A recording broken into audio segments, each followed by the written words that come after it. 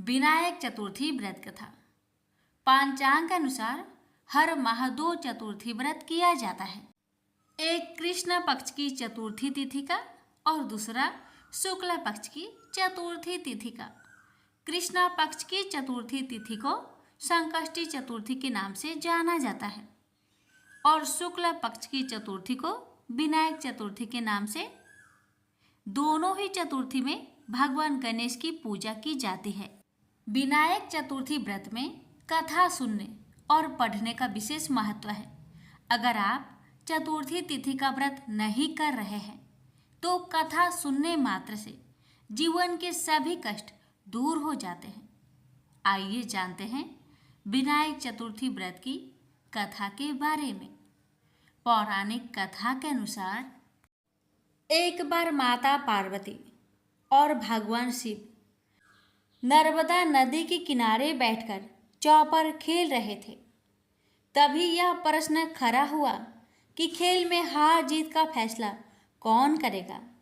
इस पर भगवान शिव ने एक कुछ तिनके एकत्रित कर उनका एक पुतला बनाया और उसमें प्राण डाल दिए। इसके बाद भगवान शिव ने उस बालक से कहा कि हमारे इस चौपर के खेल में तुम्हें हार जीत का निर्णय करना है।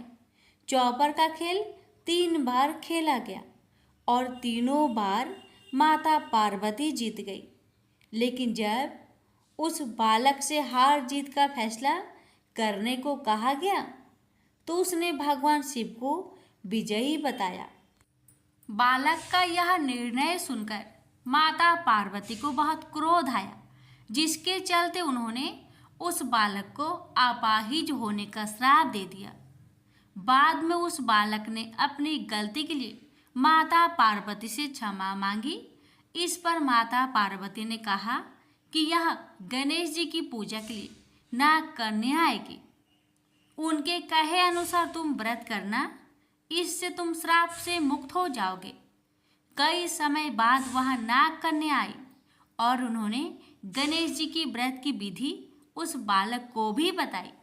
फिर उस बालक ने भी 21 दिनों तक भगवान गणेश का व्रत किया। इससे भगवान गणेश प्रसन्न हुए और उस बालक को श्राप से मुक्त कर दिए। मान्यताओं के अनुसार बाद में यह व्रत भगवान शिव ने भी किया था। प्रेम से बोलिए विनायक जी की जय। एक बुढ़िया माई थी, मिट्टी के गणेश जी की पूजा करती थी। रोज बनाए रोज गल जाए। एक सेठ का मकान बन रहा था। वो बोली, पत्थर का गणेश बना दो। मिस्त्री बोले, जितने हम तेरा पत्थर का गणेश करेंगे उतने में अपनी दीवार न चिनेंगे। बुढ़िया बोली, राम करे तुम्हारी दीवार टेढ़ी हो जाए। अब उनकी दीवार टेढ़ी हो गई। वो चीने और ढा देवे, चीने और ढा देवे। इस तरह करते करते शाम हो गई। शाम को सेठ आया। उसने कहा, आज कुछ भी काम नहीं किया। वो कहने लगे, एक बुढ़िया आई थी, वो कह रही थी मेरा पत्थर का गणेश कर दो। हमने नहीं करा तो उसने कहा तुम्हारी दीवार टेढ़ी हो जाए। तब से दीवार सीधी नहीं बन रही है। बनाते हैं और ढा देते हैं। सेठ ने बुढ़िया को बुलवाई। सेठ ने कहा, हम तेरा सोने का गणेश गढ़ देंगे, हमारी दीवार सीधी कर दो। सेठ ने बुढ़िया को सोने का गणेश गढ़ दिया। सेठ की दीवार सीधी हो गई। जैसे सेठ की दीवार सीधी की वैसे सबकी करना। कहानी कहने वाले, सुनने वाले, हुक्कार भरने वाले सभी पर अपनी कृपा सदा बनाए रखना। प्रेम से बोलिए गजानंद भगवान की जय। एक बार माता पार्वती और भगवान शिव एक नदी के किनारे, नर्मदा नदी के किनारे बैठकर चौपर खेल रहे थे। तभी यह प्रश्न खड़ा हुआ कि खेल में हार जीत का फैसला कौन करेगा। इस पर भगवान शिव ने एक कुछ तिनके एकत्रित कर उनका एक पुतला बनाया और उसमें प्राण डाल दिए। इसके बाद भगवान शिव ने उस बालक से कहा कि हमारे इस चौपर के खेल में तुम्हें हार जीत का निर्णय करना है। चौपर का खेल 3 बार खेला गया और तीनों बार माता पार्वती जीत गई। लेकिन जब उसे बालक से हार जीत का फैसला करने को कहा गया तो उसने भगवान शिव को विजयी बताया। बालक का यह निर्णय सुनकर माता पार्वती को बहुत क्रोध आया, जिसके चलते उन्होंने उस बालक को अपाहिज होने का श्राप दे दिया।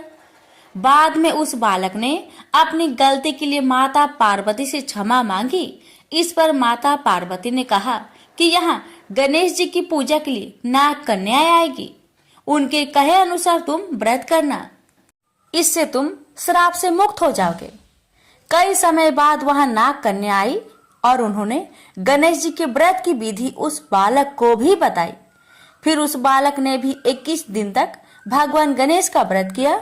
इससे भगवान गणेश प्रसन्न हुए और उस बालक को श्राप से मुक्त कर दिया। मान्यता के अनुसार बाद में यह व्रत भगवान शिव ने भी किया। प्रेम से बोलिए गणेश महाराज की जय। पौराणिक कथा के अनुसार एक समय की बात है कि भगवान विष्णु का विवाह माता लक्ष्मी जी के साथ निश्चित हुआ। विवाह की सभी तैयारी होने लगी। सभी देवी देवताओं को निमंत्रण भेजे गए, लेकिन भूलवश गणेश जी को निमंत्रण देना रह गया था। इधर भगवान विष्णु की बारात जाने का समय आ चुका था। सभी देवता अपनी पत्नियों के साथ विवाह समारोह में शामिल होने को आए, परंतु सभी देवी देवताओं ने देखा कि गणेश जी कहीं दिखाई नहीं दे रहे हैं। तब उन सभी ने आपस में चर्चा की, क्या गणेश जी को नहीं न्योता दिया गया या गणेश जी ही नहीं आए हैं। सभी को इस बात पर बहुत आश्चर्य हुआ। इस बात पर उन सभी ने विष्णु भगवान से ही इसका कारण पूछा। विष्णु भगवान से पूछने पर उन्होंने कहा कि हमने गणेश जी के पिता भोलेनाथ, महादेव और माता पार्वती को न्योता भेजा था। यदि गणेश जी अपने पिता के साथ आना चाहते तो आ जाते, अलग से उन्हें न्योता देने की कोई आवश्यकता भी नहीं थी। दूसरी बात यह है, उनको खाने में 1.25 मन मूंग, 1.25 मन चावल, 1.25 मन घी और 1.25 मन लड्डू का भोजन चाहिए। यदि गणेश जी नहीं आएंगे तो कोई बात नहीं, दूसरे के घर जाकर इतना सारा खाना पीना अच्छा भी नहीं लगता। इतना वार्ता कर ही रहे थे कि किसी एक ने सुझाव दिया, यदि गणेश जी आते तो उनको द्वारपाल बनाकर बैठा सकते थे कि आप घर की याद रखना। आप तो चूहे पर बैठकर धीरे धीरे चलोगे तो बारात में बहुत पीछे रह जाओगे। यह सुझाव सबको पसंद आ गया, तो फिर विष्णु भगवान ने भी अपनी सहमति दे दी। तब गणेश जी को निमंत्रण देकर आमंत्रित किया और उनको समझा बुझाकर घर की रखवाली करने को बैठा दिया गया। बारात चल दी। तब नारद जी ने देखा कि गणेश जी तो दरवाजे पर ही बैठे हुए हैं, तो वे गणेश जी के पास गए और रुकने का कारण पूछा। गणेश जी कहने लगे कि विष्णु भगवान ने मेरा बहुत अपमान किया है। नारद जी ने कहा कि आप अपनी मूषक सेना आगे भेज दो तो वह रास्ता खोद देगी, जिससे उनके वाहन धरती में धंस जाएंगे। तब आपको सम्मान पूर्वक बुलाना पड़ेगा। अब तो गणेश जी ने अपनी मूषक सेना को आदेश दिया, जाओ, और सेना ने जमीन पोली कर दी। जब बारात वहां से निकली तो रथों के पहिए धरती में धंसने लगी। आप कोशिश की परंतु पहिए नहीं निकले। सभी ने अपने अपने उपाय किए परंतु पहिए तो नहीं निकले, बल्कि जगह जगह से टूटने लगे। किसी को समझ में नहीं आ रहा था कि अब क्या किया जाए। तब तो नारद जी ने आकर कहा, आप लोगों ने गणेश जी का अपमान किया, जिस कारण यह विघ्न आ रहे हैं। यदि उन्हें मनाकर लाया जाए तो आपका कार्य सिद्ध हो सकता है और यह संकट टल सकता है। शंकर भगवान ने अपने दूत नंदी को भेजा और वे गणेश जी को लेकर आए। गणेश जी का आदर सम्मान के साथ पूजन किया गया। फिर रथ के पहिए निकलने लगे और यह संकट टल गया। अब रथ के पहिए निकल तो गए परंतु वे टूट फूट गए थे, तो उन्हें सुधारे कौन। पास के खेत में एक खाती काम कर रहा था। उसे बुलाया गया। खाती अपना कार्य करने से पहले श्री गणेशाय नमः कहकर गणेश जी की वंदना मन ही मन करने लगा। देखते ही देखते खाती ने सभी पहियों को ठीक कर दिया। तब खाती कहने लगा कि हे देवताओं, आपने सर्वप्रथम गणेश जी को नहीं मनाया होगा और न ही उनकी पूजन की होगी, इसलिए तो आपके साथ यह संकट आया है। मैं तो मूर्ख अज्ञानी हूँ, फिर भी पहले गणेश जी को पूजते हैं, उनका ध्यान करते हैं। आप लोग तो देवगण हैं, फिर भी आप गणेश जी को कैसे भूल गए? अब आप लोग भगवान श्री गणेश जी की जय बोलकर जाए तो आपके सब काम बन जाएंगे और कोई संकट भी नहीं आएगा। ऐसा कहते हुए बारात वहां से चल दी और विष्णु भगवान का लक्ष्मी जी के साथ विवाह संपन्न करा के सभी सकुशल घर लौट आए।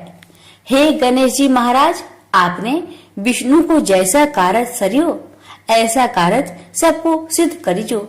बोलिए गजानन भगवान की जय।